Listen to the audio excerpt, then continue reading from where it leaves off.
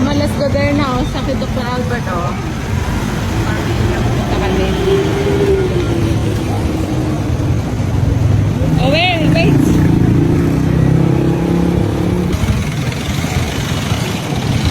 Straight body lang, Papa. Grabe excited. Excited siya na ano. Sa dentist.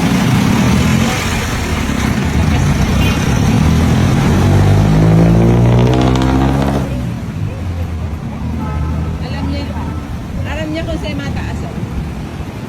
Mataas. Yes, sabi na alam niya na. Dali. Dali.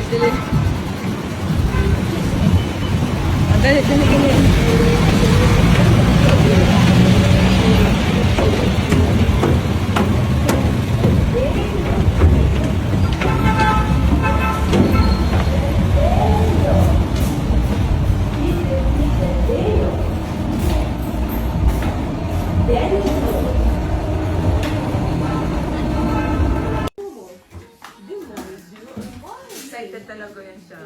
Excited si Jasa.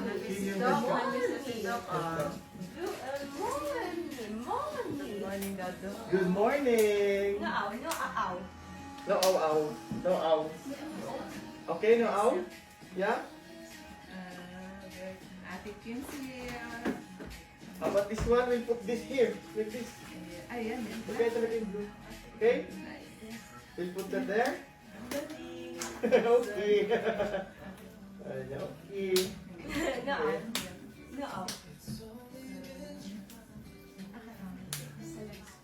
Okay, sige. You can put it in sa legs. Come on.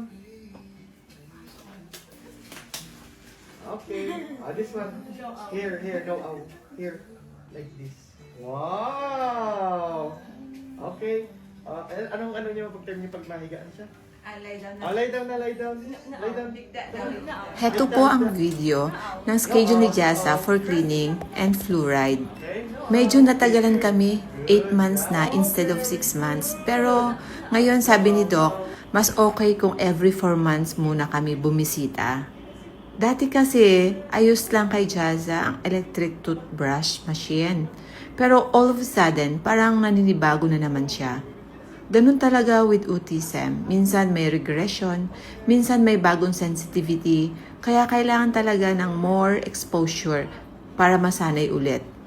Kaya ngayon, minamanual na lang muna ni Doc ang cleaning and that's perfectly fine. Ang big achievement today ay hindi yung procedure, kundi yung kusa ni Jazz ang pumunta sa dental clinic at super looking forward pa siya kay Doc Albert. Talagang may super duper smile siya para kay Doc. Kaya tama po si Doc. For now, we have to visit every 4 months. Kasi makikita nyo sa video, di ba? Medyo hesitant siya. Watch nyo po. Tapos natin kaya lang. Wow, very good. More. Yes. Yeah, more. Operate ka ba kayo? Oh, very good.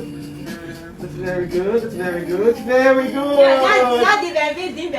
This one put there. Ay, alala niya. Ayan.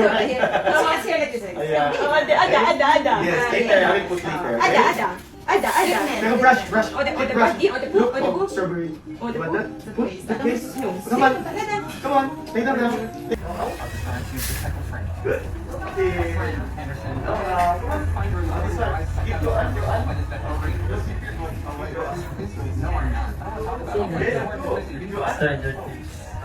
come on. Lay down.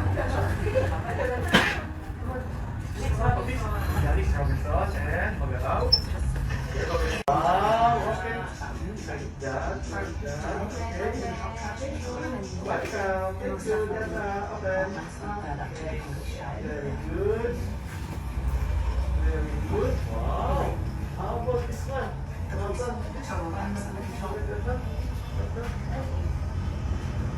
Ito na guys, ito yung parang alangan-alangan na ako ito kasi grabe na talaga yung pag-encourage siya. Sobrang talagang effort. Siyempre iba yung effort. Kasi special child nga si Jasa. Kaya ganito. At ito pa talaga ang nakakatuwang surprise. Totally free na naman kay Jasa. Charity daw ni Doc kasi lagi raw siyang napapa-wow at napapangiti sa mga vlogs ni Jasa. Grabe, sobrang touch kami. Thankful and forever grateful kami kay Doc. Sana dumami pa ang mga katulad niya. Napakabuti, mapagbigay at may tunay na malasakit sa mga katulad ni Jasa. Kung kayo po naghahanap ng dentist, eto po, please support the services of Doc Albert Familial Boniaga po. Dito po sa second floor, P&B Rocco Building, Peña Francia Avenue, Barangay San Francisco, Naga City. So, puntahan nyo na po kung kailangan nyo ng dentist. Napakagaling niya pong dentist. Dito rin po kami nagpapagawa. Ako po, si Ate Norica, si Kuya Levi, and the whole family din po. Sa harapan lang po ito ng e-mall po dito sa sentro. Kaya good luck po sa inyo. See you there. Mabuhay.